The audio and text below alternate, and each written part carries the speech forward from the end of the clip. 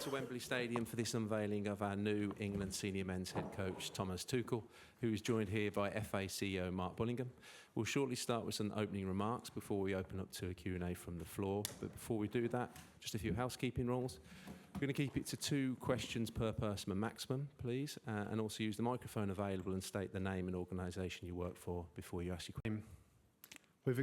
We've appointed one of the very best coaches in the world and one of the very best young English coaches as his number 2. Our aim is always to win a major tournament, and we believe Thomas gives us the best possible chance to do that at the next Men's World Cup. We had a clear recruitment plan in place before the Euros, and John McDermott and the team developed our ideal profile for an international coach and a shortlist if we needed it. After Gareth resigned, we executed that plan. We met and evaluated potential candidates. Thomas was absolutely outstanding, providing a really clear vision for the role and how he would work with our players to get the best out of them and to give us the best chance in the World Cup. We were delighted to sign contracts with Thomas last Tuesday, but wanted to wait for the international window to be over before we announced. We're also delighted that Ant is joining us as one of the most exciting young English coaches around. Before I pass to Thomas, I'd like to thank Lee Carsley for stepping into the role for 6 matches. He's handled himself really well, and I'm sure will continue to do so. Lee will manage the team for the November international window and then return to lead the under-21s, trying to defend their European Championship title. I would also like to thank Gareth and Steve. The fact that we had such a high level of interest in this role is testament to the foundations they laid over their 8 years with us. Thomas, would you like to say a few words? Of course, thank you, Mark, and hello to everybody. I'm, of course, obviously very excited and honored to be here today as a new head coach of England. I just had the chance to read a quote from Pele in the building in Wembley, who said that Wembley is the heart, the capital, and the cathedral of football, and I think he was absolutely right. So I want to take the opportunity to thank the FA, especially Mark and John, for their trust, and I'm very excited to start this journey in January with you, with the staff at St. George's Park and at Wembley, and of course with a very special and exciting group of players to make our dream come true in America. Well, Thomas. Hi. Congratulations. It's Rob Dawson from Sky Sports. Nice to see you. Look, you've had some huge jobs in football already. Yeah. Is this your biggest challenge? And with that in mind, would it be your biggest achievement if you led England to a major title? I understood very quickly that it's a big job. I think it's always the job you're in is the biggest job that you don't get, and it does not make a lot of sense to compare. But it feels big, and it feels, like I said, like a privilege. It is very new because I come from club football, so the rhythm, the responsibility, the role is a new role, which is also very exciting. I was very open for that and liked the idea of it. Once Mark and John made clear to me that this job is about football, we never lost the momentum, and once I made a time frame up in my mind from January to the World Cup, I felt already excited, and that it suited my passion and my strive to push this group of players and to be part of this federation with such a strong record in the last tournaments to push it over the line and to try to put a second star on the shirt. Good luck. Mark, your statement was... Sorry, I didn't mean that the way it sounded. It was a little bit flippant, that, wasn't it? I beg your pardon. Yeah. Mark, your statement was unequivocal, really, in saying that your entire criteria, your primary criteria, was to appoint somebody that could deliver a major trophy. Is it an uncomfortable truth for you, though, the fact that Thomas isn't English? So, Rob, we were always really clear that we wanted the very best person for the job, and we feel like we owe it to the players and the country to give them that support, that leadership in tournaments that will help to get them over the line and give us the best chance of winning a trophy in the Men's World Cup. So we feel we've done that. We feel delighted that Thomas has joined us. Thomas, Dan Rowan, BBC. There'll be many England fans who are very excited about your arrival, given your vast experience, the trophies you've won, your pedigree. What would your message be, though, to those fans who would have preferred the England team to be managed by an English coach? And do you understand their position? I'm sorry, I just have a German passport, but I can just tell them, and all of these supporters also felt my passion for the English Premier League, my passion for the country, how I love to live here and how I love to work here. So my memories are on the highest level of that played a huge role. And hopefully I can convince them and show them and prove them that I'm proud to be the English manager. I will do everything to show respect to this role and to this country. And the target for the next 18 months is nothing else than the biggest one in world football, and everyone can be assured of, no matter what nationality my passport says. And Mark, if I may ask, you say in your statement you interviewed several candidates. Can you shed any light, a bit more detail on that? For example, how many? Were any English? Was Lee Carsley ever a realistic possibility? Can you give us any more details about who else you spoke to? Sure, Dan. As you'd understand, the whole process was confidential, and I understand at times that might have been frustrating for people, but we had to maintain that confidentiality for us, but also really more importantly for the candidates. So I'll say a few things, but I'll hold it at that. So we interviewed approximately 10 people, and we did interview some English candidates within that. As to anything further, you wouldn't expect me to divulge any details, really. Thomas, Steve Scott from ITV News. Chelsea fans will know you very well. Other Premier League fans will know you well, but obviously England fans are a much bigger group than that. So for those who don't know you, what sort of person are you? Can you describe your personality? My personality? Your personality. Well, maybe I try to describe my coaching personality, but I think it's pretty obvious. I'm very emotional, and I love to be I love what I'm doing. I'm passionate about football, and like we said before, this task and this role just brought the young me alive, and it brought back my teenage days, to get excited for such a big task, for the Three Lions, for playing matches at Wembley, for working with this group of players. So everyone can be assured that we will do it with passion and with emotions, and we will try to install values and principles and rules as quickly as possible to make the dream come true. First, we have to, of course, go through the qualification process to the World Cup, but it starts for us in January, and we will dive in completely. Gareth Southgate developed a very specific culture within the England camp. Will you try and maintain that, or do you think you need to create your own, one that's more aligned to you? No, we will build on it. I think Gareth and the FA did a fantastic job in terms of stability and consistency. Look at the last results in the tournament. It's a quarter-final, semi-final, and two finals in the last four tournaments. It's outstanding. The under-21s win titles. The younger teams are in the competition to win titles. The women team wins titles. So we are there. I think the federation is there, and it was a big part of taking that job. I am curious. I want to learn. I will have a different schedule than in club football, but it was a big part. That's the knowledge and the quality of the federation to have that at my side, and to combine it with my ideas, with our ideas.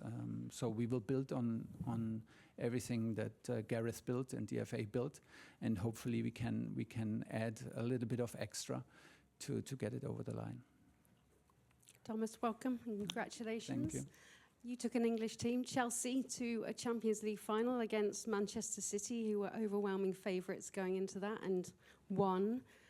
What does the prospect of 58 years of hurt mean to you? And are you relishing putting a second star on an England shirt? Like I said, I got Mark and John made very clear that it's about football, and this excited me very quickly, because I was not sure before we had this first talk if this is a role for me, like in international football, because the schedule is very different from club football. But then we found so many similarities and so many things that suited my approach and my hunger to achieve special things. I always wanted to come back to England. That was my big goal. I have the best memories of the country, of the league, and of the players. The attitude towards the game, the attitude from the supporters, who that shapes the players, and the character of the players was one of a kind. And that's why the offer came in the absolutely right time. We kept the momentum in, and within weeks we found a vision to share, and a project and an adventure that I'm very happy to be a big part of. And now I have to live up to it, of course. And I know that there are some trophies missing in the federation, and of course I want to help to make it happen.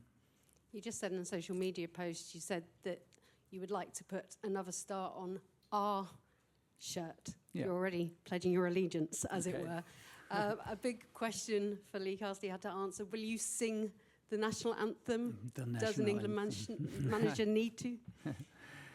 Yeah, I understood from Mark that it's a personal decision, first of all, if you sing it, and there were managers who sang it and others who didn't. I have not made my decision yet. I want to be very honest with you. Your anthem is very moving. The English anthem is very moving. I experienced it several times here at Wembley, and even out with the players in a FA Cup final. So it was very touching. No matter what decision I will take, we have a bit time until March. I will always show my respect to my new role, to the country, and of course to a very moving anthem. But as this is a new subject, I will take a little bit time for this decision. Just a reminder, state name and organisation. Rob Harris from Sky News. Welcome back. Congratulations. Thank you. Are you prepared for the pressure and intensity that the England job brings? And was that something that was on your mind in the past? Perhaps managers decided not to take this role because of the spotlight on their private life and things like that? This is always the last thing I think about, and because I'm up for the pressure on the sportive side. I'm up for the big challenge. I'm up for the task. I'm up for these 18 months to work with this group and be part of this amazing federation. So these are all the reasons to jump in. The pressure on the personal side, or the pressure that comes from media and that could arise if things don't go so well, is never part of the decision making, and I don't feel it so much. I feel it, of course, then in the process, but it's always it's always a privilege, and my love and my passion for the game is always much more than the downside of it. And from watching England at recent tournaments, how do you think you can make the difference and turn this team into trophy winners? I think, first of all, they are there. We are there. The players proved, the group of players proved that they are there. The consistency of quarterfinals, semifinals, finals is impressive. And it shows that we have players who compete in the strongest league in the world, day in, day out. So we have the ingredients. And we fully trust that this is the moment to install, maybe also from club football, patterns, behaviours, principles that can maybe help to push the team over the line. We will need luck. We will need the momentum. We will need to be lucky to not have injuries and then so on, and little decision within the games. That is a given. But we feel confident to add something from our experience in club football that can maybe help. But most important is to even if we speak out now very openly what the target is about the second star, we have to prove ourselves all the time. You're a national player every single day. I will be a national coach every single day, and not only when a camp is. So we have to live up to these standards, but I'm very confident that everybody is used to that. So this is what I demand from myself, and then we need to show it in qualification and build an atmosphere with the supporters and the country that extra special things can happen. Rob Brimby, ARD Television, German TV's London Bureau. Wow. Es gibt Leute, eine Frage auf Deutsch, wenn es möglich ist. Es gibt Okay. Leute, die sagen, dass der Nationaltrainer muss aus England kommen. Wie können sich solche Vorurteile überwinden? I think they have a point. Oh, you want to shall I translate? English. Shall I translate? English questions from now on, but if you answer. Yeah. I Deutsche think Antwort? everyone has its opinion, and I can understand even an opinion when someone says, like, I would fancy an English coach more for the English team. I can understand it, but I think we deserve a fair chance. We deserve the credit for having a good record in the country, for never being shy of how much we love to live in the country and how much we enjoy to work with the players in Premier League. So maybe this counts a little bit for a British edge on my German passport, and so we will try to convince them by results and by the way we play. In English then, Gareth Southgate was described by many people as sympathetic, human and emotionally intelligent. How would you describe yourself? I think we're all human. I mean, we're all human, and this is a big part of the job. I think, like I said, I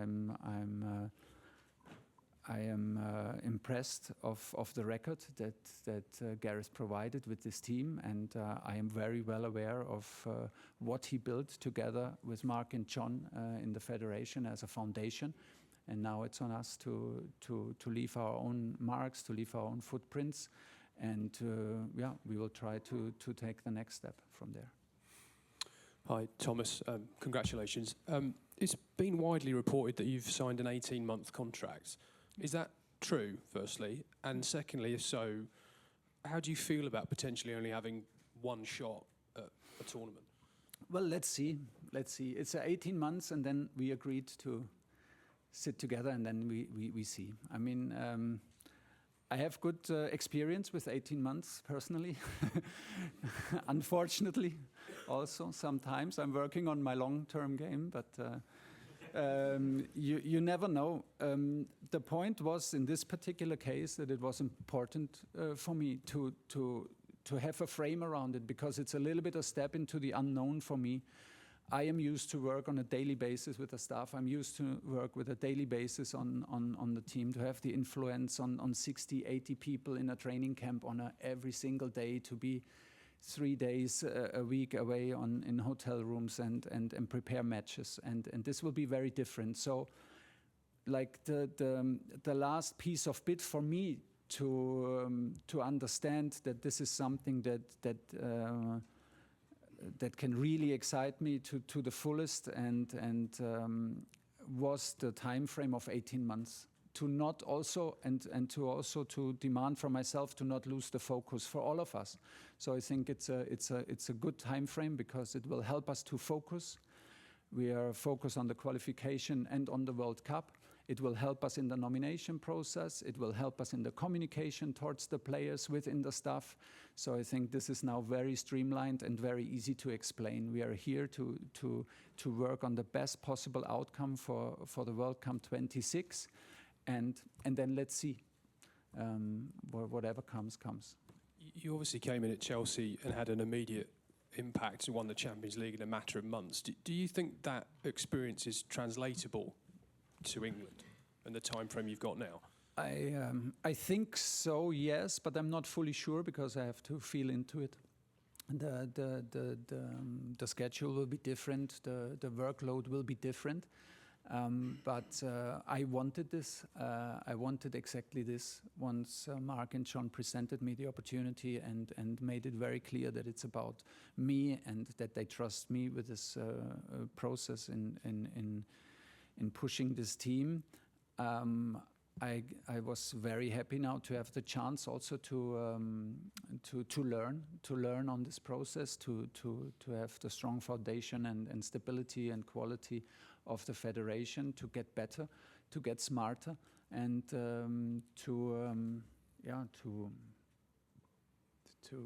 get better while I'm on this job. So that was a big part of it. And just Sorry, finally, James, it's 2 questions. Come across to Henry Winter here, please. We've got time for a few more in this section, so if we can limit it to one question each, that'd be great. Thank you. Hi, Thomas. Henry Hi. Winter, World Soccer. First, congratulations. And secondly, you know Harry Kane well. Yeah. Did you speak to him before taking the job? And will he remain your captain? I did speak to no one. We kept the process very confidential between Mark, John, and me.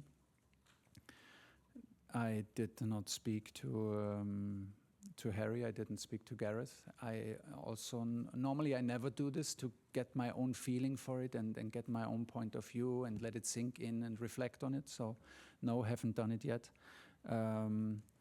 You know, it's too early to answer these kind of questions. You know how highly I think and feel for Harry, and how much I fought to bring him to Bayern Munich, and so he is already on his way to be a legend in English football.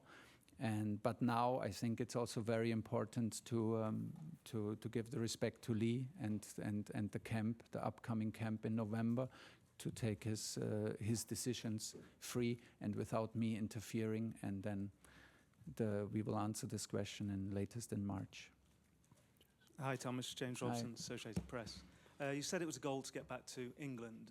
Can I ask why? Say again? You said it was a goal to get back to England Yeah. for you. Can I ask why you chose England over, say, Manchester United, who you've been strongly linked with? Which would also have been England, but in But why the the England country. national team? Because the idea and the way John and Mark presented it was very fast, very exciting, and it was very confidential. It was very trustful. It was very straightforward, and yeah, that was basically a decision for this job and not a decision against anything else. You will understand that I will not comment on individual players today, and for sure not comment, like always, on any other clubs. Can I ask, Mark, were you rejected by anyone? Or was Thomas the only person you offered the job to? We ran a really clear process. We spoke with 10, like I say, approximately 10 people throughout the process. Clearly, some were more up for the role than others, but we were absolutely delighted to end up with Thomas, and we believe he gives us the best chance of winning the World Cup, so we believe we've got the best candidate for the job. Okay, sorry to disappoint those waiting. We'll have to end the live section at that moment. From this moment onwards, it's embargoed until 10:30 p.m. this evening. We'll also make this one question per